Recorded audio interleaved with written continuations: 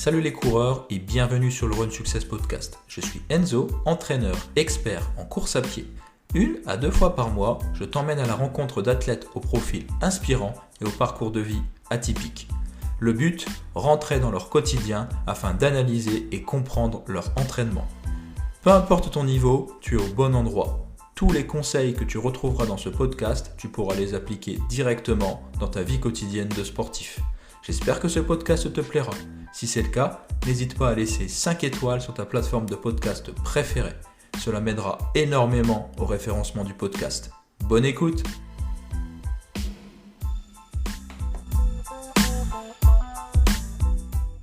Salut les coureurs et bienvenue sur le Run Success Podcast. Alors aujourd'hui, épisode un petit peu particulier puisque j'ai décidé de vous faire un épisode consacré à ma course du 5 km de Monaco.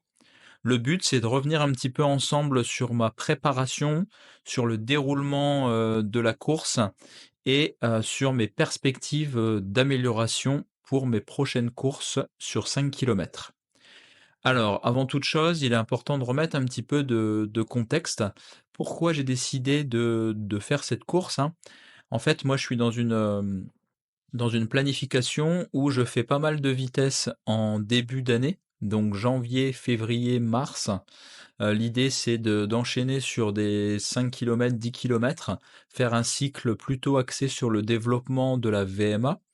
Ensuite, je vais effectuer une transition cette année sur trail, puisque mon objectif, dans les années à venir est vraiment augmenter la distance avec des ultra trails, notamment.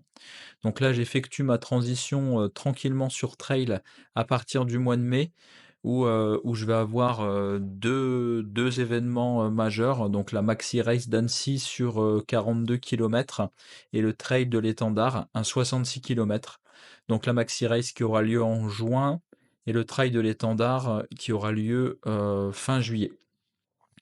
Donc le but, de ces courtes distances sur route, c'est vraiment d'augmenter, ma VMA comme je l'ai dit et d'améliorer un petit peu mes qualités, générales, de coureur. Donc comme je le disais, un développement, de la VMA en début d'année, ensuite, augmentation de la distance avec des trails et en fin d'année, j'aurai pour objectif de courir le marathon d'Amiens qui aura lieu en octobre. Donc ça, ce sera vraiment l'objectif de l'année sur route. Le but sera de me rapprocher des 2h40 sur la distance. Ce serait vraiment, top. En ce qui concerne le 5 km, je vais revenir un petit peu sur la préparation. Donc j'ai commencé moi la préparation en décembre, dernier, juste après, le 10 km de Vénissieux où je bats mon record, hein, en un petit peu plus de 35 minutes 30. Donc j'étais déjà sur un cycle un petit peu, vitesse, hein, avant d'attaquer ce début d'année 2024. Donc j'ai commencé, la préparation plutôt sur un développement de la VMA avec des intervalles assez courts, compris entre 30 secondes et 2 minutes, courus entre, on va dire 100 à 120 de la VMA. Donc vraiment des intensités, hein. Le but, c'était de remettre un petit peu, vraiment de vitesse, puisque j'avais déjà d'excellentes bases aérobies que j'avais construites durant ma longue préparation semi, qui avait duré un peu plus de 4 mois, dans laquelle j'avais vraiment travaillé mes qualités aérobies et j'avais développé mes différents seuils. Donc la préparation s'est, relativement bien passée, bien qu'assez courte, hein. J'ai eu, 2 mois de préparation environ, donc pour un 5 kilomètres, c'est pas trop mal. Mais avec du recul, je pense qu'il m'en a manqué un petit peu. En fait, j'ai fait que 3 ou 4 semaines de vitesse pure et je suis tout de suite allé sur, des séances un petit peu plus spécifiques autour de l'allure 5 km avec beaucoup de volume et toujours un travail au seuil assez dominant, dans la perspective, hein, comme je l'ai dit, d'augmenter la distance. Donc j'avais déjà un volume, global chaque semaine qui était assez conséquent. Après, je pense pas que ce soit négatif avec du recul, hein, puisque le 5 km, c'est quand même une épreuve, relativement, aérobie, hein, mine de rien. C'est court, mais pas tant que ça. Il faut quand même, bien travailler le volume et la difficulté, c'est vraiment de trouver l'équilibre entre volume et intensité. Donc, il me semble avoir bien géré cet aspect-là, hein, puisque la préparation s'est relativement bien déroulée pour moi. J'ai rapidement, compris que je pouvais prétendre à une bonne performance, en me rapprochant des 16 minutes 40. C'était l'objectif, hein, c'était de tenir les 3,20 par kilomètre, donc environ, les 18 kilomètres/heure de moyenne. Je me suis entraîné sur cette vitesse-là. J'ai passé quelques très belles séances, hein. Je me souviens d'un 3000 mètres que j'avais validé, en continu à 3 minutes 15 du kilomètre. Donc on peut voir que j'étais plutôt en forme sur la globalité de la préparation. Mais vous allez le voir malheureusement, avec quelques erreurs, lors de mon affûtage, je n'aurais pas réussi à exploiter mon plein potentiel durant cette course. Donc voilà un petit peu pour ce qui est de l'objectif, pour ce qui est de l'organisation de mon année et de comment j'ai géré la préparation, pour le 5 kilomètres. Je vais maintenant revenir, brièvement sur la course en elle-même. Donc je vais commencer à J-1, hein, depuis l'arrivée sur Monaco. Donc je suis arrivé sur Monaco, moi, la veille, donc le samedi pour courir le dimanche à 9 heures. On est arrivé un petit peu tard, donc déjà la voiture, les 6 heures de voiture m'ont un petit peu, ramolli les jambes. Ça, c'était pas exceptionnel non plus, hein. Donc, dès que je suis rentré, je me suis tout de suite activé, donc on a fait le repérage du parcours et l'activation. J'ai opté pour une activation assez classique, qui me réussit plutôt bien habituellement. Donc, 6 kilomètres de footing, allure vraiment facile, hein. On était sur, entre, 5,20 et 4,50. Donc c'était assez cool, c'était vraiment de l'endurance fondamentale. Ensuite, j'ai terminé par quelques lignes droites. J'ai dû faire 6 ou 7 lignes, de maximum 45 secondes que j'ai tourné un peu plus vite que la VMA quand même, donc j'ai un petit peu appuyé. J'ai tourné ça en 2 minutes 55 environ, du kilomètre. J'étais plutôt bien, mais je sentais vraiment le stress et la pression m'envahir un petit peu. Ça faisait longtemps que j'avais pas fait de 5 kilomètres et voilà, j'avais beaucoup misé sur Monaco.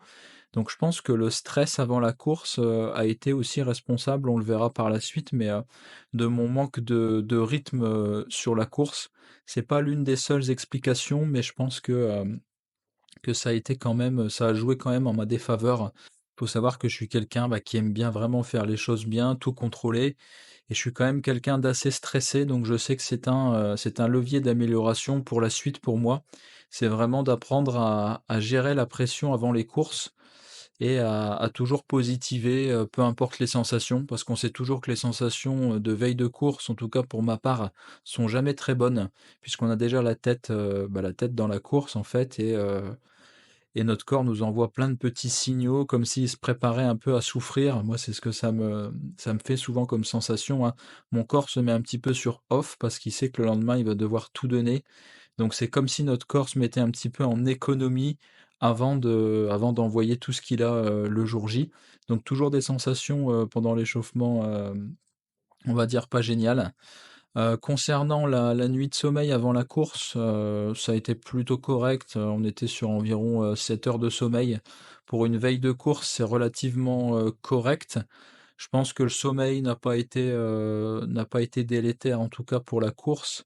Ça, c'est à peu près une certitude. Alors j'en ai pas parlé, mais je vais vous en parler rapidement.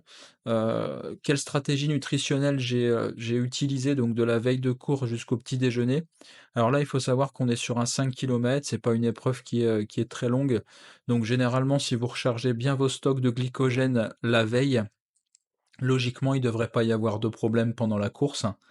Donc pour ma part, je suis parti sur, la veille des patates douces, purée de patates douces, pommes de terre et un petit peu de blanc de dinde. Donc le but, hein, avant chaque course, c'est vraiment, de limiter un maximum, les fibres qui vont accélérer le transit et risquent de vous causer des problèmes un petit peu intestinaux. Donc une alimentation riche en glucides complexes, donc tels que les pommes de terre, hein, donc qui vont se dissiper lentement dans le sang et vous apporter une glycémie, continue, une énergie continue, en évitant les pics d'insuline assez violents, qui pourraient causer des hypoglycémies, réactionnelles, hein. Éviter les apports de sucre très rapides, Si et encore plus si vous êtes à jeun, hein. Le but, c'est vraiment d'opter pour des glucides complexes pour avoir les niveaux de glycogène, les plus constants possibles. Donc pour ma part, ça s'est très bien passé à ce niveau-là. Au niveau du petit déjeuner avant la course, j'ai quand même pris encore un petit peu de riz, donc vraiment histoire d'optimiser mes stocks de glycogène.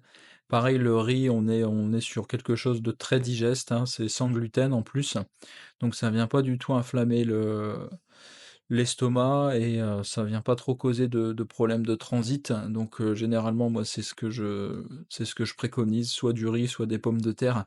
Après, si vous aimez pas le salé, vous pouvez partir, sur, bah, quelque chose de classique, hein, du pain, des choses comme ça, une banane. Faut juste limiter vraiment les fibres, c'est le plus important et puis opter pour une source de glucides, complexes. Voilà.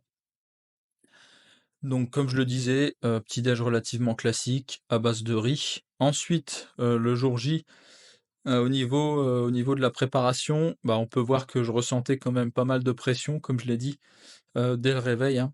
Donc ça, je pense que c'est forcément un peu délétère puisqu'on y perd beaucoup d'énergie. On y reviendra par la suite, hein, mais le stress, peut justement, diminuer, plus rapidement vos stocks de glycogène, accentuer votre fatigue musculaire, provoquer des sensations de course un petit peu, biaisées avec, des pics d'adrénaline et justement des downs assez violents. Donc le stress, c'est vraiment un outil qu'il faut savoir prendre à son avantage, en fait, hein. Je pense que on est tous un petit peu anxieux avant la course, mais il faut vraiment savoir tirer le positif de ce stress pour nous aider à tout donner le jour J. Donc pour ce qui est de mon échauffement, juste avant la course, toujours à peu près pareil que l'activation finale, c'est un peu le même processus. Sauf que cette fois-ci, j'ai eu la chance de repérer le parcours, puisque la veille, j'ai pas pu repérer complètement le parcours, puisque, bah, il y avait encore les automobilistes, donc c'était assez compliqué de circuler sur la route sur Monaco. Donc là, j'ai eu l'occasion de repérer le parcours de A à Z. Au niveau du parcours, c'est un aller-retour, dans les rues de Monaco, juste au-dessus du port. On a quand même une petite difficulté dès le premier kilomètre, aux 700 mètres. Là, on a une petite bosse, un petit faux plat montant qui arrive, qui est bien casse-pattes, qu'il faut savoir gérer. Ensuite, c'est relativement plat, on passe dans le tunnel de Monaco. Là, on a un gros changement en termes de température ressentie et au niveau de l'atmosphère, notamment au niveau de la respiration, ça peut jouer un petit peu. On est dans un espace confiné, on n'a plus forcément d'air et on respire plus pareil. Ça, j'avoue que ça a été un petit peu spécial, mais bon, on s'y adapte très vite et puis c'est pas très, très long, hein. On doit avoir, je sais pas, 500-600 mètres dans le tunnel, j'ai pas calculé, mais on n'y passe pas énormément de temps. Et ensuite sur le retour, ben, forcément ce qu'on a pris en dénivelé, cette fois-ci on l'a en dénivelé négatif avant l'arrivée. Donc globalement, hein, pour les personnes qui voudraient faire cette course, bah, juste bien gérer son effort, au départ et puis à partir du demi-tour, donc qui se fait à la moitié de la course, à 2 500 mètres, vous pouvez tout donner jusqu'à l'arrivée. Mais c'est vrai qu'il faut quand même relativement gérer un tout petit peu son effort pour pas se cramer dès le début de la course. Après, en un 5 kilomètres, ça va très vite, hein, donc il y a pas forcément, une grosse gestion à avoir. Mais tout de même, notamment pour les personnes qui seraient pas trop préparées, c'est important de bien repérer le parcours de votre épreuve avant la course. C'est un niveau de stress en moins et ça vous permet surtout de mettre en place une stratégie de course qui soit cohérente. Donc c'est ce que j'ai fait et ça a plutôt bien marché. Ça m'a fait baisser un petit peu la pression, ça m'a permis de rentrer dans ma bulle et de savoir un petit peu comment, j'allais gérer ma course. Donc maintenant, on va passer au débriefing de course, en lui-même, hein. Je vais vous décrire un petit peu comment j'ai vécu la course, du départ jusqu'à l'arrivée. J'espère que mes propos pourront vous aider à mieux gérer peut-être vos futures courses à l'avenir. C'est aussi l'objectif de ce type de format. J'en profite d'ailleurs pour vous dire que, si l'épisode vous plaît, n'hésitez surtout pas à me laisser 5 étoiles sur votre plateforme, préférée. Ça m'aidera énormément pour le référencement du podcast et ça me permettra de continuer mon travail en toute sérénité. Alors n'hésitez pas si vous souhaitez me soutenir. Alors reprenons.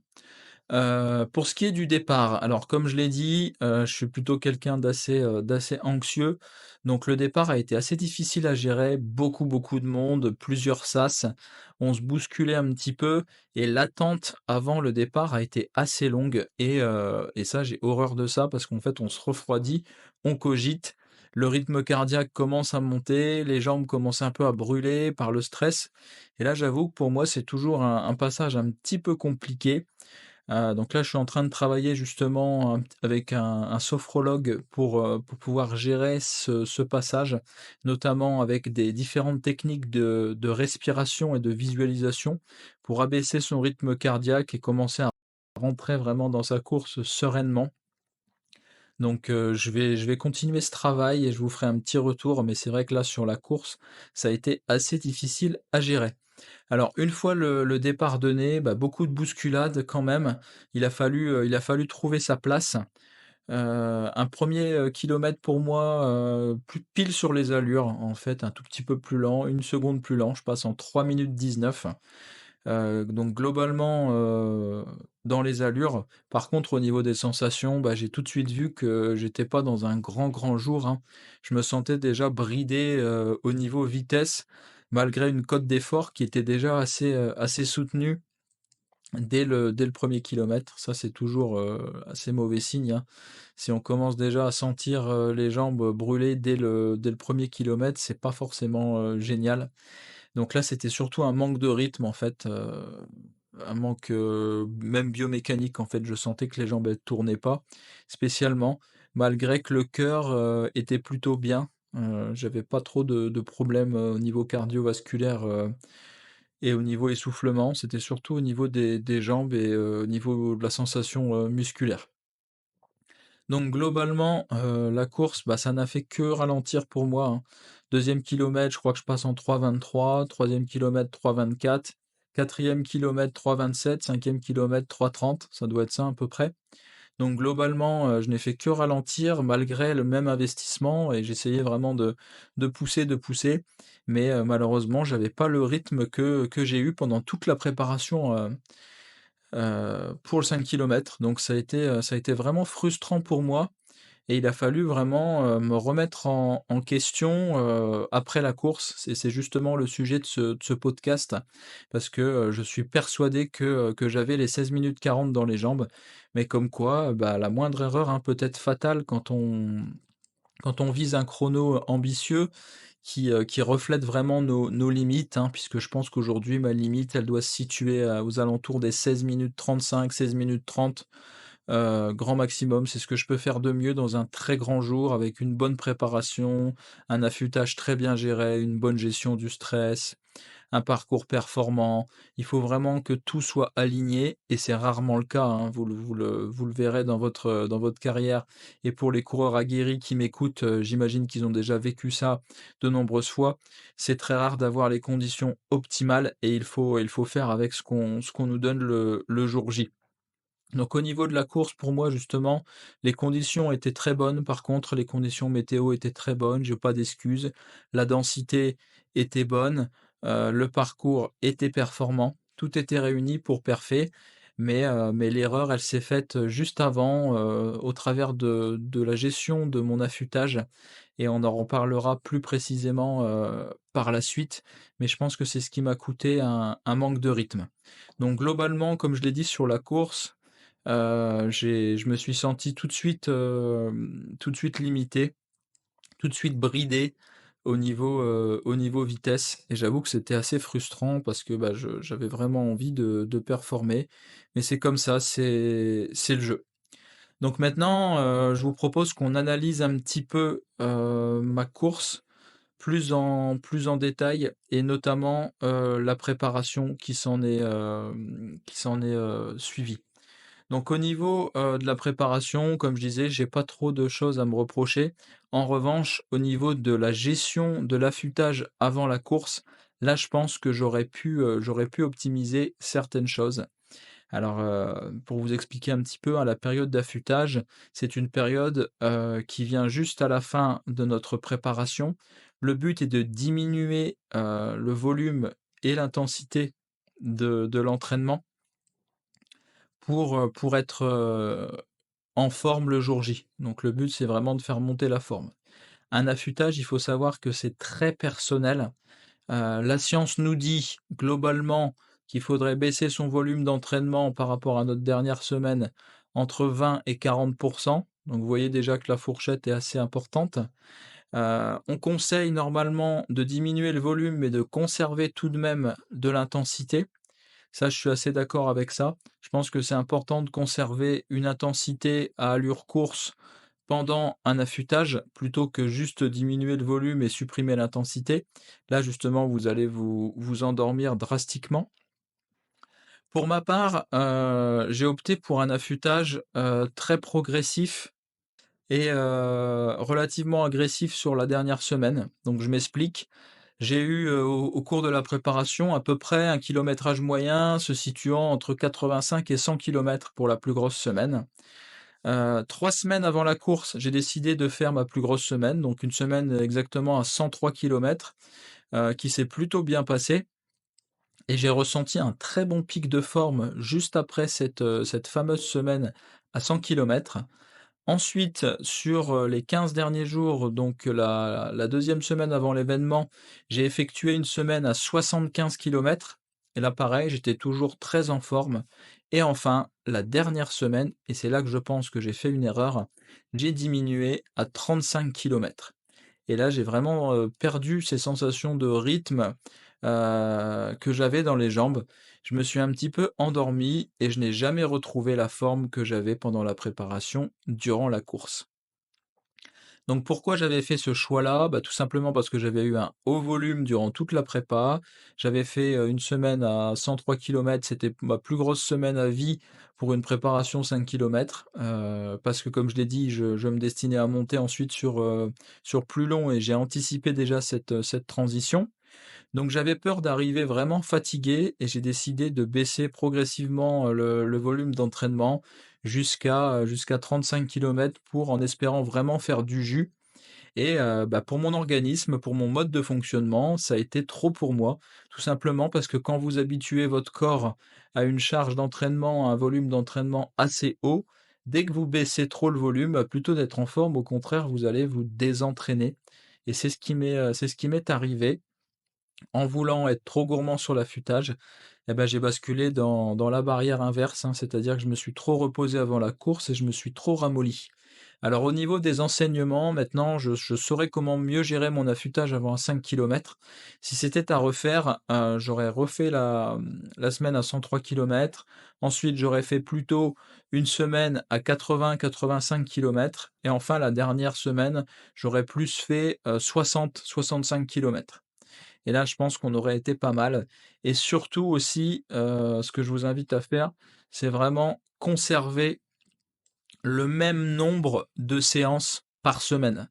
Par exemple, quelqu'un comme moi qui s'entraîne 7 à 8 fois par semaine, eh ben, vous gardez la même fréquence, mais vous ralentissez, vous diminuez le volume, vous conservez l'intensité, mais sur des répétitions plus courtes et avec des récupérations plus longues pour vraiment faire tourner les jambes sans générer trop de fatigue et je pense que rien que de conserver la même fréquence d'entraînement, c'est vraiment bénéfique et c'est ce que je n'ai pas fait également, hein, sur la semaine à 35 kilomètres. J'ai pas couru beaucoup, j'ai dû courir que 3 ou 4 fois, 5 fois maximum au lieu des 7 à 8 fois. Donc pareil, le corps, il a pas l'habitude, il se désentraîne, très vite et ça a pu amener, hein, je pense, après on le saura jamais, hein, si ça tombe, c'était juste parce que c'était pas mon jour, tout simplement.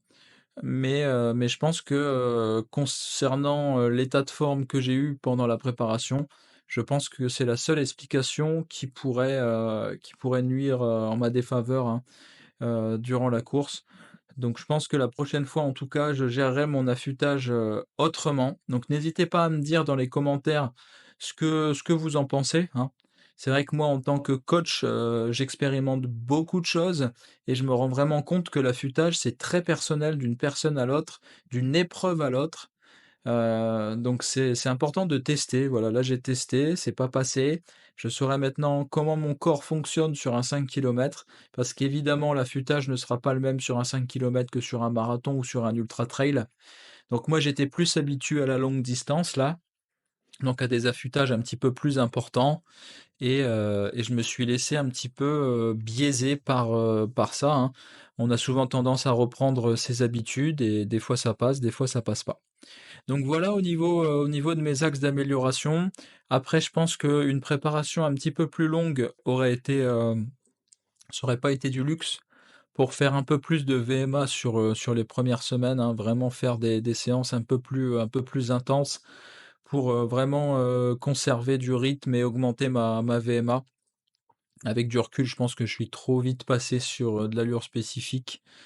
En voulant me rassurer, en fait, j'ai voulu faire beaucoup, beaucoup d'allures entre 3,18 et 3,20. J'aurais dû peut-être travailler un peu plus souvent, plus vite, donc aux alentours de ma VMA. Je pense que j'aurais pu gagner, quelques pourcentages, également en faisant un petit peu plus de vitesse. Donc voilà, en gros, si je devais revenir sur ma course, globalement, il me semble avoir fait une très bonne préparation. Ju Juste un problème sur l'affûtage, un problème sur la gestion du stress.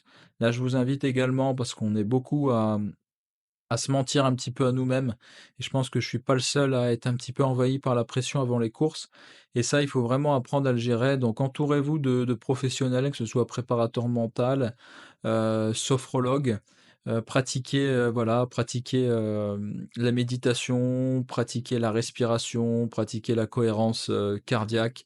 Toutes ces petits outils qui sont à notre disposition, bah, il faut s'en servir pour vraiment, vraiment tirer, parti de notre plein potentiel pendant la course.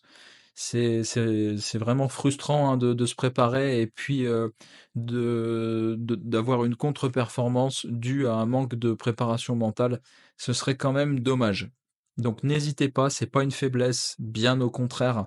Ça va se transformer en force pour vous de savoir gérer votre esprit avant la course qui est souvent perturbé. Voilà, je pense qu'on a fait plus ou moins le tour. Je vous invite à me poser toutes vos questions, sur la préparation d'un 5 kilomètres. Vous pourrez poser ça directement en commentaire de ce podcast ou, directement via mon compte Instagram, hein, runsuccess-coaching. N'hésitez pas à me contacter en message privé, à me poser toutes vos questions et pour les personnes qui souhaiteraient être accompagnées dans leur entraînement pour atteindre leurs objectifs en toute sérénité, bah, il faut savoir que j'ai une approche qui est 100% personnalisée, qui prend en compte votre profil de A à Z, donc vos forces, vos faiblesses, vos antécédents en termes de blessures. Je propose un suivi vraiment de grande qualité dans lequel on est en communication permanente, que ce soit en appel téléphonique, en visioconférence et même en présentiel pour les personnes qui le désirent pendant toute la durée de la préparation. Donc n'hésitez surtout pas. Je propose un appel bilan gratuit, vous aurez le lien, juste en description du podcast qui va durer une 45 minutes, voire même 1 heure pour ceux qui le désirent et je réponds vraiment à toutes vos questions, de A à Z et je vous aide dans tous les cas à préparer, planifier votre saison et à atteindre tous vos objectifs. Donc n'hésitez vraiment pas. Sur ce, j'espère que l'épisode, vous aura plu. J'espère que vous aurez appris des choses dans la gestion de vos futures compétitions.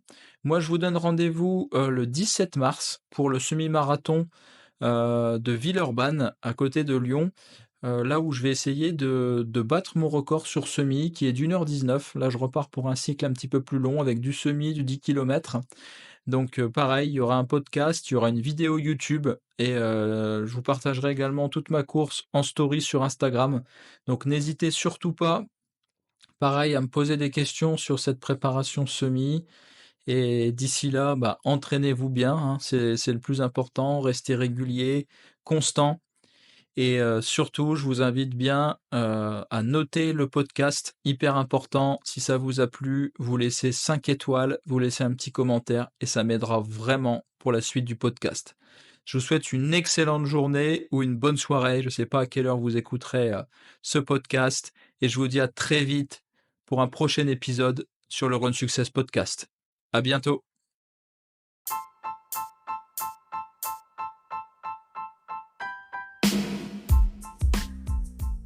Un grand merci pour votre écoute. J'espère sincèrement que ce podcast vous aura plu. Si c'est le cas, je vous invite à laisser 5 étoiles sur votre plateforme de podcast préférée. Je vous invite également à me suivre sur mon compte Instagram et ma page Facebook Run Success-coaching. Pour toutes les personnes souhaitant progresser ou améliorer leur performance en course à pied, il faut savoir que je propose un appel bilan 100% gratuit dans lequel je réponds à toutes vos questions et je vous aide à planifier au mieux votre saison. Si vous êtes intéressé, n'hésitez pas à réserver votre appel directement via mon compte Instagram en passant par mon lien Linktree. D'ici là, je vous souhaite un bon courage et un bon run. À bientôt sur Run Success Podcast.